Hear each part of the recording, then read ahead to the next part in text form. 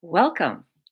I'm Alice Alicia Jones, and this is another one of my Living Consciously videos.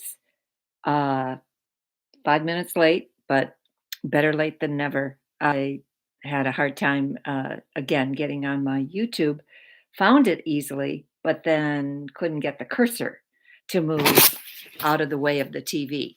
So today's session is a continuation of last week. And in the case of YouTube, I'm going to do last week's after I do this one, because today we're going to be talking about codependence and effectively, are you a codependent? Because last week our section was on narcissists, and narcissists function because of the fact that codependents are in their life, and codependents are willing to be part of their existence. And so, as a result, narcissists need to have their own section, but so do codependents. We need to understand the characteristics of a codependent because I was in that role. Uh, Even though it was a long time ago, it doesn't matter. The memories are very, very deep. They're very clear. So I'm going to go over some of the characteristics, and effectively, all I do is ask you to see if this is part of what you have experienced.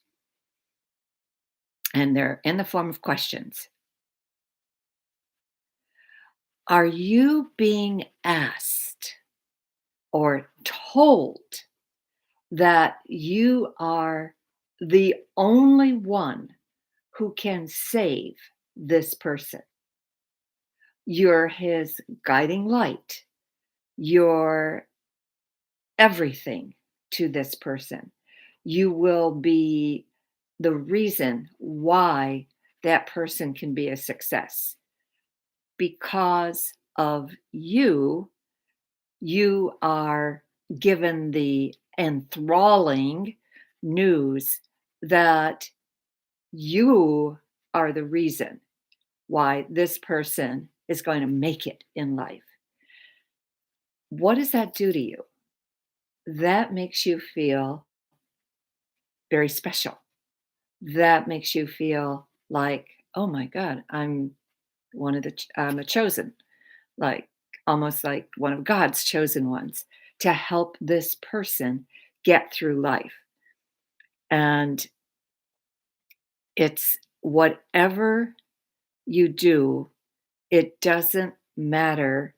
Ultimately, whatever it is that is being asked of you, ultimately, it's not going to be good enough because you're always going to fall short of the mark, that the standard, the goal, the ultimate outcome, the reason that you were chosen.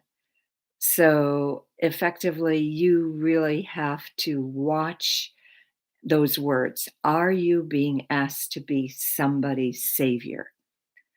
The next thing is,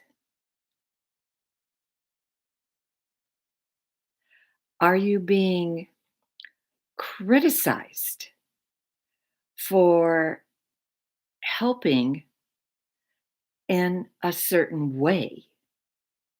That help is not, and this comes the same with the first one, that this help is not good enough, that this help that you're offering somehow has inferior um, objectives, or that you're applying your help in an inferior manner.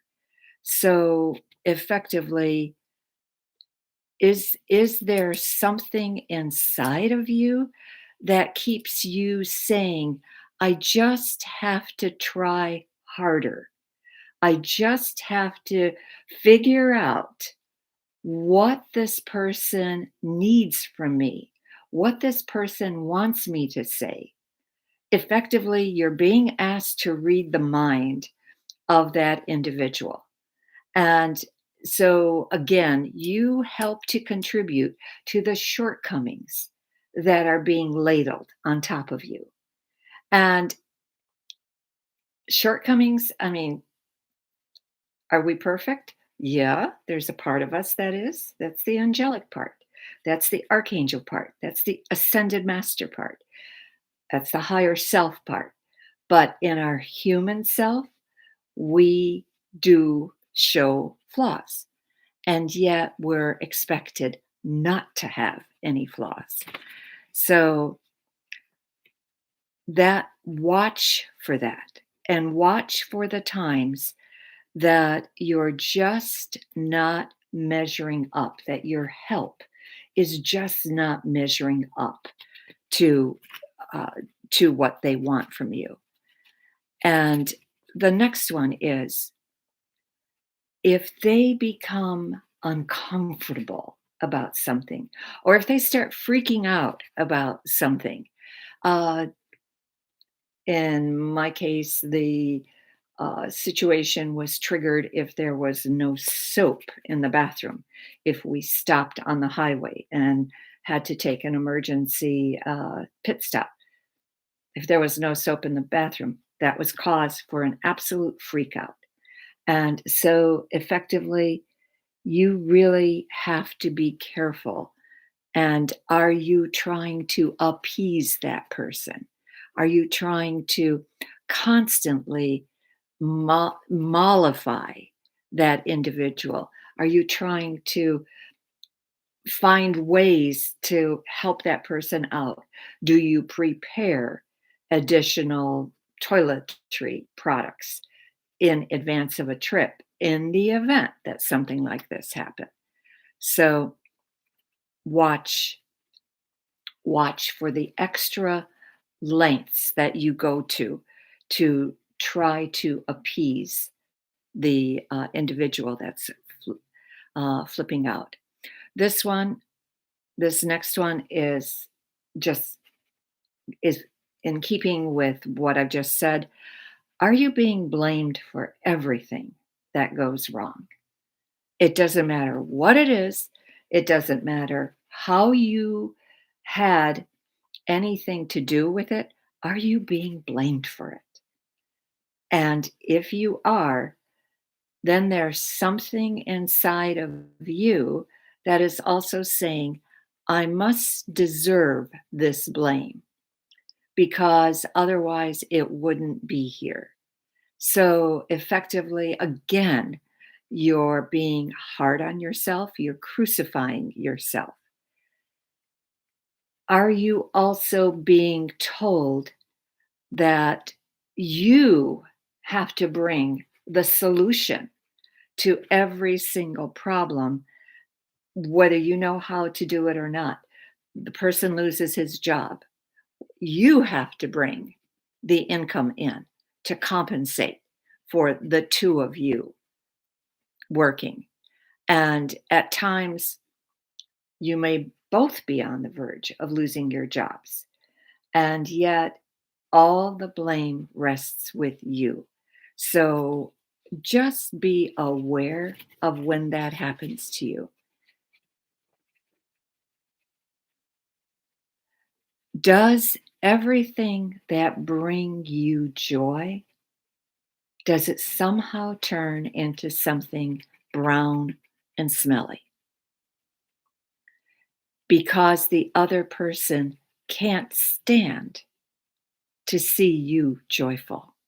If they witness your parents giving you expressions of love, does that make them so upset that they have to bring you down and somehow or other end up with a criticism that is so severe that it'll bring you to the point of tears, if not ultimately just to crying? Anything that that destroys your joy purposefully is a sign of codependency, especially if on some level you feel that you deserve it. You feel that somehow or other you have done something so awful in your life that you deserve that this is happening to you. Do you also find yourself skimping on purchases? For example, going to a restaurant, choosing a less expensive thing on the menu because the other person wants the most expensive thing on the menu, and you don't feel that you can both afford to have exactly what you want. That is one item that took me years to overcome, always looking at the price. Now I simply look at the choice. I look to see what it is that's out there and what do I have a taste for. Price doesn't matter. In fact, most of the time I don't even look at the price to see what it costs. But if you find yourself constantly being uh, acutely aware of how much something costs and feeling I can't give myself the right to have the item that I want because it costs too much, but yet the other person goes and chooses exactly what they want. It doesn't matter. The cost doesn't matter. Like I said, it can be the most expensive thing on the menu. So you choose something less so they can have more. Same goes for shopping. Same goes for clothes, purchasing clothes or shoes. Um, are your clothes are your clothes ragged? Have they outlived their usefulness because you have not replaced them? You've worn them often enough, or if you need, let's say, a white shirt for work, you don't have enough to get you through a 1 or 2 week cycle, and so therefore, at times you find that you're effectively doing laundry at a time sometimes in the middle of the night because of the fact that you didn't think of the and plan ahead to make sure that you had the shirt that you needed for work. Are you always let's see, what was this last one? Are you always being forced? This last one is extremely terrifying, actually. Are you being forced to have sex when you absolutely don't want it, or to have sex after or during an excruciating argument? That's called, if you're married, that's called marital rape. If you're dating, that's still called rape. That's called date rape. And effectively, you just have to know that this is you allowing yourself to be trampled on.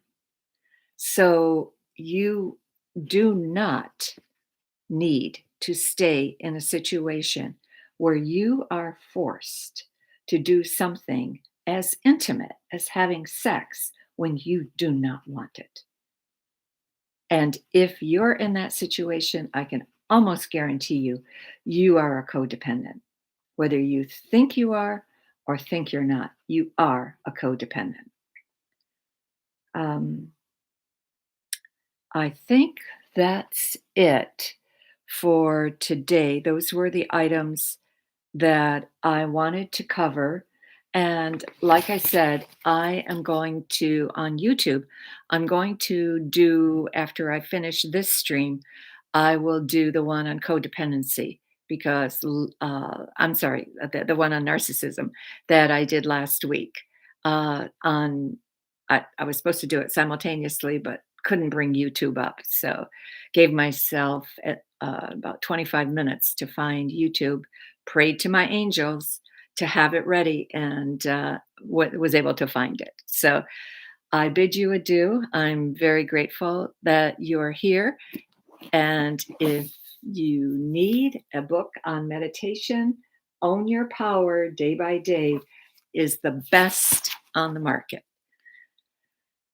It's on Amazon.com. It's on my website, Alicia, ALICJA Jones.com, and free shipping and handling. I honor the same price that Amazon has, regardless of my price. And so we'll always be grateful to you for ordering that. And I do for those who order through me, I do a signed copy. I thank you for being here. I will see you next week. And next week, we're going to continue with crystals. So I've done whatever set of crystals that I've done. I think I've done two sets. I'm going to go into a third.